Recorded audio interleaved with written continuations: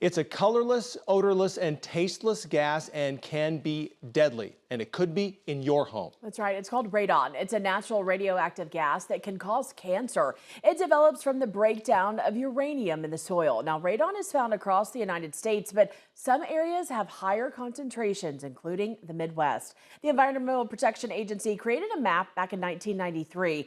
It breaks down counties into 3 zones to highlight which areas have the highest potential of radon. The highest zone is colored in red. Iowa and parts of Nebraska and South Dakota are in zone 1 for radon levels, the highest potential. Now, January is National Radon Action Month, a reminder for any of you homeowners to test your home's radon levels. KTIV's Katie Koppel talked with an environmental specialist at Siouxland District Health to learn more. So radon is the second leading cause of lung cancer here in the United States. In addition to that, it is the leading cause of lung cancer in non-smokers. Radon is derived from the breakdown of uranium in the soil. It's colorless, odorless, and tasteless.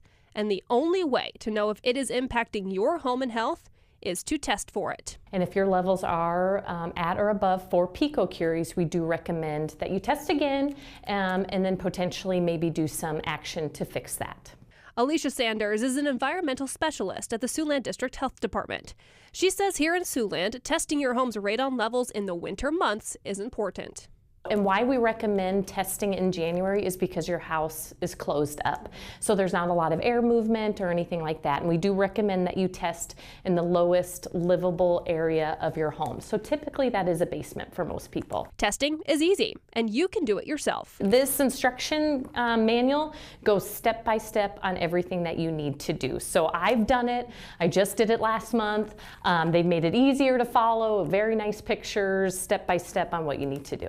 If your home test comes back with high levels, she says don't panic. So anything, again, above 4 picocuries, we do recommend another short-term test, so 2 short-term tests.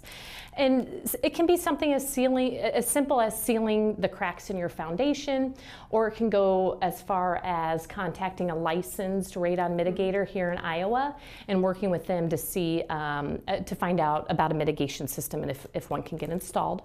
You should test your home's radon levels every year. In Sioux City, Katie Koppel, KTIV News 4. Radon test kits are available in a lot of stores and at Siouxland District Health Department for under $10. For more information on radon, how to test for it, and even radon mitigation steps, visit KTIV.com.